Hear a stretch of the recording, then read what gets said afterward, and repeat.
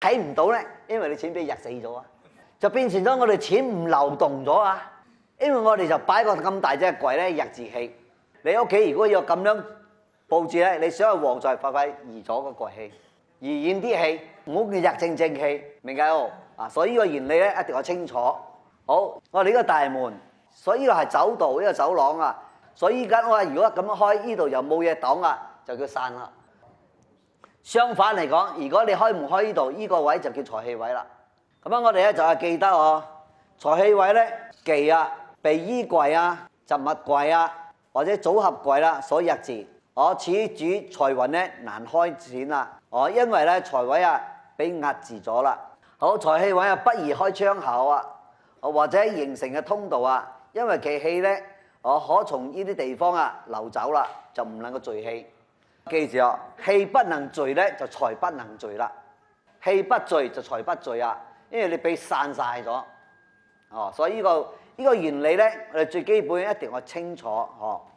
好，當我哋啦揾出咗屋企嘅財氣位之後啦，咁啊屋子咧就可以借助啲擺放一啲物品咧嚟去催財啦。可以擺啦套錢櫃啊，或者魚缸啊呢類啊，可以風水輪啊，或者植物啦，你可以擺咯。比丘啊，其中比呢啲全部係可以催財嘅。呢度有8個方位，而8個方位都有五行所屬咯。而家我哋睇下，東方五行咧係木咯，東南咧五行係木啦，南方係火，咁啊西南咧係屬土啊，西方係金喎，北方西北咧係金喎，北方係水啊，東北係土喎，所以每一個方位嘅五行咧全部係唔一樣嘅咯。所以最基本嘅原理咧，你要記得先咯，你正知道我係擺啲乜嘢咯。如果你屋企嘅財位，呢個財位係咩方向，我哋一定要知道先。咁你知道咗，我哋正開始咧去揾適合我哋嘅點樣去擺，然後即係放我哋應該放嘅。好，跟住咧我哋睇啦。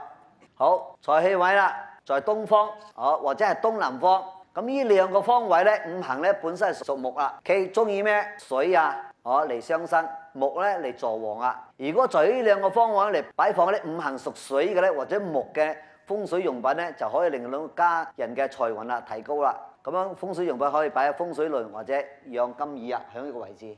咁樣屬木嘅咧，又可以擺啲植物啦、盆栽啊之類啊，咁樣第二咧就係用木質啊製造嘅雕刻品咧，但係我哋鼓勵咧用植物咧比較優先先。咁啊植物咧佢係有生氣係首選啊，木製嘅雕刻品咧為次選啊。咁樣財位在東南方，五行屬木啊，適合擺放嘅風水用品咧以風水輪啊、金魚缸植物啊為最吉利咯。如果財位在東方咧，催財嘅擺設咧都係一樣啊。如果財位在南方，呢個方位五行咧就屬火嘅，佢中意咩？木嚟相生，火咧嚟助旺。咁如果在呢個方位，咁樣我哋五行嘅屬木嘅或者火嘅風水用品咧，就可以令家人嘅財運咧加強。咁樣屬火嘅裝飾嘅用嘅電燈啊、射燈啊或者神座，就係講在嗰個位置咧，你就可以擺燈啦。但係呢個燈咧，我日夜着字嘅咯，明唔明喎？24小時着字嘅。咁如果你嘅神位咧都係安喺個位置，因為神位有燈啊、有香啊、有點香啊，點香又係火嚟㗎，明唔明喎？所以呢個位置可以安神位啦。財氣位在南方，五行屬火啊，適宜擺放風水用品啦，以神位啊、裝飾嘅燈啊、射燈為最吉利啊，可以擺放植物咯。好，接住嚟講，咁啊財氣位如果在西南或者在東北，咁呢兩個地方五行係屬土啊，中意火嚟相生啊，土嚟助旺啊。咁如果在呢兩個方位擺一啲咧五行屬火或者屬土嘅風水用品，當然可以令家人財運咧更加好轉啦。咁樣屬土嘅有咩用品咧？假山啊，或者玉山啊，玉石之類啊，瓷器製品啊，或者聚寶盆啊。金屬嘅咧就係麒麟啊、獅子啊，或者比丘啊呢啲之類啊，可以擺喺個位置。金屬嘅，因為銅咧係屬於金啊，明冇？咁氣嘅五行本身係屬土啊，咁土氣中意咧火啊或者金啊，嚟擺旺氣。好，西南五行屬土啊，咁我係適合擺用嘅聚寶盆啊、雷獸啊、假山啊、射燈啊等等啊，呢啲吉利嘅嘢。如果財位在東北咧，擺設得一樣啊，咁樣以上你可以擺啲呢啲咁樣嘅風水產品咧，可以擺喺呢個位置。好，接住嚟講，咁樣財氣位就係西方或者係西北。咁呢兩個方位咧，五行係金啊，咁啊中意土啊，我嚟相生，金咧嚟助旺啊。如果在呢兩個地方擺設一啲五行係屬土或者金嘅風水用品咧，當然可以使家人嘅財帛咧更多嘅進帳啊。好，就可以擺啲咁樣產品落去啊。好，財位在西北方，好，五行係金，適宜擺放嘅風水用品咧，假山啊、銅麒麟啊、銅比丘啊、金蟾蜍啊，等為吉利。如果呢個財位在西方咧，咁樣擺設得一樣。好，接住又學北方。如果財位在北方，咁呢個方位五行係水啦，中意金啊嚟相生，水嚟助旺啊。如果在呢個方位擺啲一啲五行嘅屬金嘅或者水嘅風水用品咧，咁樣就更加能夠令嘅財運咧更加順暢啦。咁啊，以上有咁樣風水用品，有風水輪啊，金魚缸啊，屬水嘅。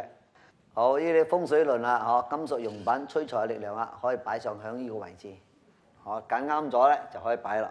好，嗱，呢度有一個方位咧就講，如果我哋嘅財氣位佔咗兩個方位啊，咁樣我哋咧就以比例啦嚟計算，佔比例咧夠多嘅財氣位咧為主，咁擺放嘅生活嘅風水用品，比如講我哋測到呢個由西南由西兩個位置都響呢個位置，但係佔最大份嘅係咩？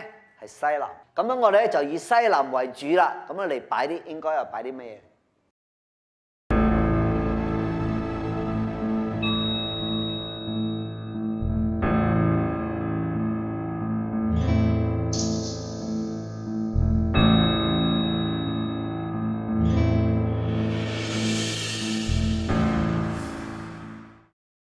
另外啊，如果想要家宅咧得到更好嘅守護啊，可以在你嘅屋企嘅東南西北咧放置咧四大護法啦。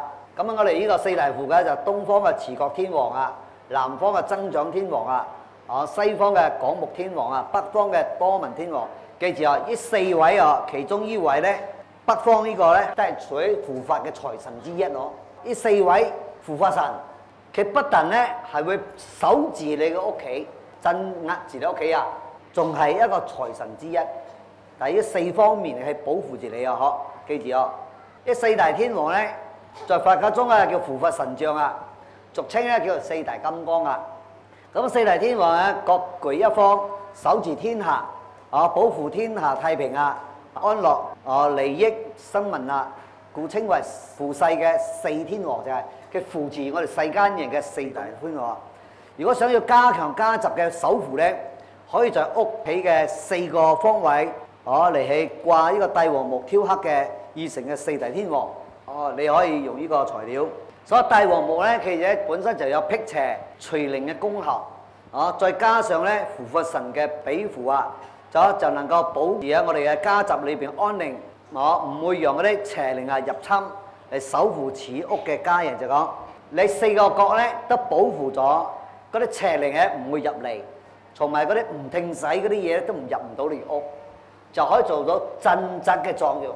掛喺呢個四個角咧，係擋咗嗰啲煞啊，擋咗啲唔好嘅氣，唔好俾氣侵犯你屋企啊，明冇？請一套四大天王咧掛喺你屋企嘅四個方面，咁啊擋咗嗰啲氣，唔俾氣嗰啲入嚟咯。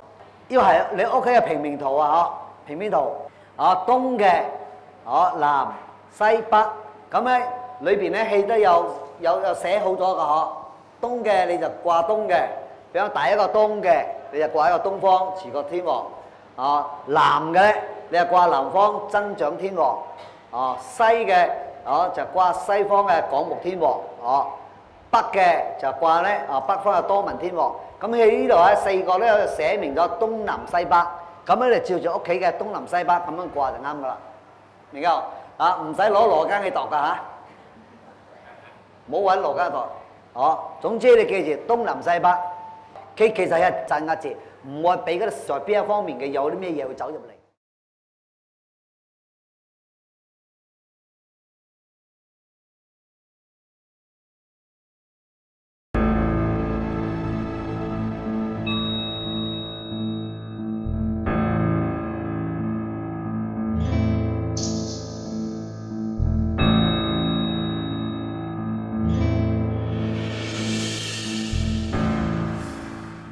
今年咧，我咧就研究咗一樣嘢咧。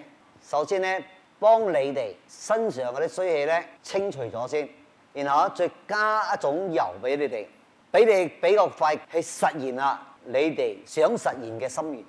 係我自己調配嘅一種香，係純用植物去調理嘅，用咗嗰啲材料咧係天然嘅。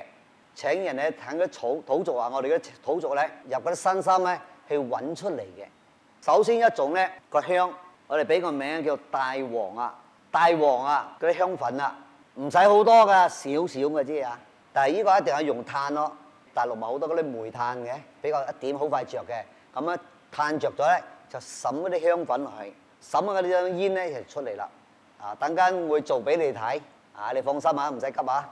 一可以將我哋人嘅個體啊身上嗰啲晦氣清除咗去。二如果有啲人身上有啲邋遢嘢，講個簡單嘅鬼上身啊，嗬，鬼入咗身你唔知道啦嚇。如果你聞咗呢啲香，你會作嘔嘅，胃好似唔舒服，一路好似愛吐咁樣，就證明你身上有邋遢嘢。嗰啲嘢聞到啲味道咧，受唔住喺你身上，一路逼起出嚟啊。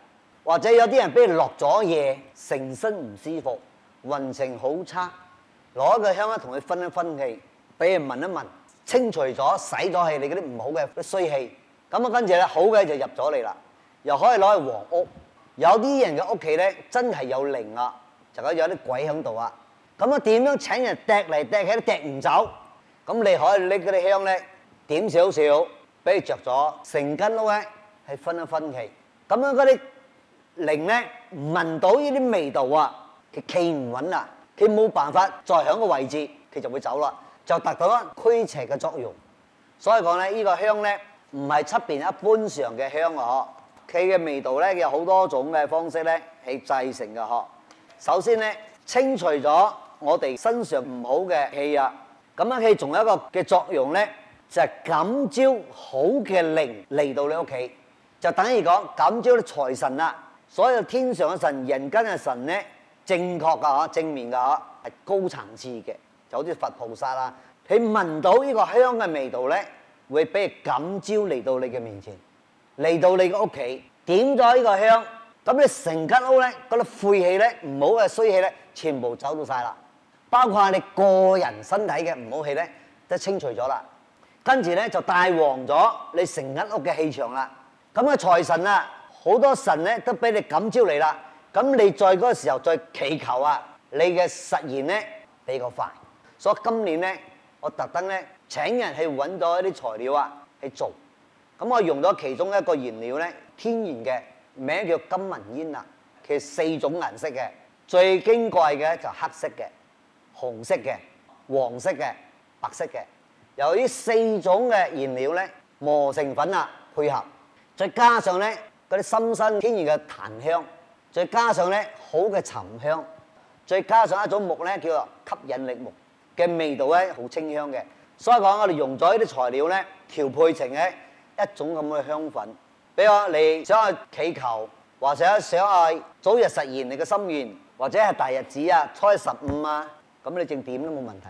所以呢個香味咧仲有一種作用咧，有啲人俾嘢上身我，咁咧又請唔到人去幫你去解啊。我教你好簡單嘅啫，就將我啲香攞個嗰啲煤炭啊點着咗係，就將嗰啲粉咧滲落去。然後咧攞塊布啊包住嗰啲嘢上身噶，就放喺嗰度俾人聞，分氣啊分啊5分鐘，就係講攞嗰塊布冚住，俾嗰啲煙啊唔肯咁焗氣啊。嗰啲靈咧聞到呢個味道啊，佢會作嘔嘅，受唔住啊，就會離開呢個人身體，專驅邪啊。所以有啲人俾人落咗降頭啊，或者俾人整咗咩符飛啦，呢啲嘢啊就專破除呢啲咁樣嘅嘢嘅。哦，人哋想害你都害唔到。跟住啊，個香咧分咗自己咧排除住嗰身上嘅唔好嘅磁場啊，你可以感召好嘅能量啊，排除身體裏邊嘅邪氣啊，仲可以促進咧家庭啊、夫妻啊嘅感情和諧啊，可以改善生意啊嘅素質啊，提升咗你嘅生意額啊，仲有招財啊、抗憂鬱啊等等呢啲功效。好，呢個香咧就幫你先解決咗你嘅問題咗先。跟住咧，呢個油咧就叫做心燃油啊！點響嘅手上啊，等教你哋咧，等我親自幫你一個人點一次，點一點嘅啫，唔使多啊，一點啫，少少啊，點一點嘅手，捽運氣，從下巴開始，一路到面，一路掃到頭頂，咁樣掃3次。所以呢種油咧，我係叫人哋咧幫我哋揾咗39種嘅植物，純植物嘅根、管、枝、葉，同埋嗰啲花調配嘅，係浸咗7年咯。每一個月嘅15攞12點咧到2點啊，半夜啊，打開咧吸嗰啲熱光嘅精華，我哋叫啊光合作用啊，做咗7年咯，正拎出嚟幫大家。今年第一次嘅啫啊，你哋好有福報喎！等陣咧就每一個人同佢點一點啫，唔使多啊，點一點啊，香3日咯，沖咗涼都仲香3日，唔係香精咯。咁呢個油有咩功能咧？有啲係行衰運喎，氣到邊度啊？人係好討厭氣嘅，唔係講人嘅樣生到好難睇，見到你哋就閃你就啱噶啦。你搽咗呢個油，就將你嗰啲衰氣啊全部散晒啦。咁人哋見到你咧，就會越嚟越中意你啦。你會感召四面八方嗰啲人咧，一味俾你吸引嚟啦。人咧就好中意同你傾偈啦。有啲揾唔到男朋友，揾唔到女朋友好，你搽咗你另外一半咧，好快俾你吸引過嚟。加強咗你嘅運程，以前你嘅上司啊，你嘅老細一味好討厭你啊，你搽咗去見佢，佢開始中意你啦。所以我人際關係提升咗，你見客仔交易咧成功率咧比較高，又可以促進啦夫妻啊、情侶啊、家庭啊種種啲關係，去除咗我哋身上唔好嘅晦氣。呢個油咧點一點啫，搽響你嘅手上或者搽響嘅眉心。掃一掃嘅啫，咁你嘅人緣咧，你嘅好運咧又翻嚟啦。有啲人俾人落咗嘢解唔開，呢個油可以幫到你。佢其中咧有一種木咧就叫吸引力木，天然嘅就係有一種咁嘅力量喺度。但係呢個木咧好艱難揾，係喺大森林裏邊啊，老虎響嘅地方正有嘅。所以我揾啲土族咧入一山咧，等嗰啲老虎離開咗啊，正有辦法係取嗰棵樹嘅啫。唔係好大棵細棵嘅，係老虎響嘅地方正有嘅，因為佢天然嘅葉啊、管啊、枝啊、根啊，全部都香晒嘅。等間俾你聞嘅味道咧，就係呢個味。所以講用呢個木咧去提煉啦，浸咗7年咧，正得到嘅。我哋俾個名咧叫心願油啊，能夠滿足你嘅心願啊，嚟促進咧你嘅運程啊。能夠防止咧小人嘅陷害啊、流言嘅中傷啊，所以講個好嘅嘢咧就一味向你埋堆啦。咁啊，如果你用咗呢2樣嘢，一咧就嗰個香咧嚟清除咗你身嘅唔好嘅晦氣嘅磁場，跟住咧你又用呢個油咧，然後咧搽喺身上咧，跟住你最係求財神啦。咁你嘅感應度啊就比較快，所以你阻礙你嘅事情咧就會降低啦。所以講今年咧研究咗呢啲加強大家。因為有好多人咧心啊求財嘅心好急，一味嚟問我師傅，你有冇咩辦法仲快啲嘅？仲快啲嘅。咁而今年咧就研究咗一個香，清除咗我哋嘅晦氣，加強咗感召嘅財運啦，到你身邊。如果今年你用咗呢個嘢，你就將個感應講俾我聽，大家可以介紹更加多人。所以呢個油好犀利哦，做生意啊嗰啲人流啊不斷啊入嚟哦，增加咗你嘅收入。呢個油真係收咗好多年，你未捨得用啊，時間未到，時間到啊，因緣成熟啊！今年咧第一次攞出嚟，等緊咧呢2日咧就每一個人等佢哋做一次，而想要2次嘅，聽日繼續，過後咗咧就冇咗啦。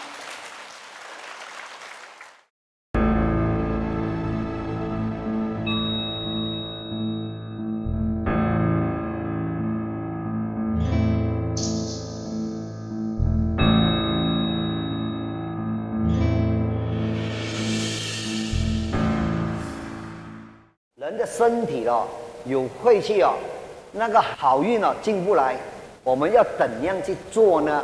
把它清除掉它。然後我就找到幾樣東西我用的材料呢有4種的乾門煙，有黑色的、黃色的、紅色的、白色的，然後純天然的，把它磨成粉，加上檀香、沉香，還有一種呢叫做吸引力木啊。這4種呢，全部加在一起，來把你們熏。如果一個人身上有那個晦氣他會離開。如果家裏有那些灵啊，就说是家里有鬼啦，赶来赶去都赶不走。你把它点了之后，熏在你的家里每个角落，那些灵哦，这些鬼类哦，闻到这个味道，它待不住那里，它会离开家里啊，就忘了。所以说那个好的运呢，好的机会呢，就会找你了。虽然说我们采取着野生的天然的肛门烟，说是原住民呢，他采自深山的老树哦，它里面的灵气十足，哦，气味很清香。所以说肛门烟是人神皆欢喜的。所以以前的老前辈哦，相信了使用这肛门烟来熏哦，熏这个人呢、或者熏整个家里哦，使用之后呢，好运及财富呢，自然就而来了。如果想要更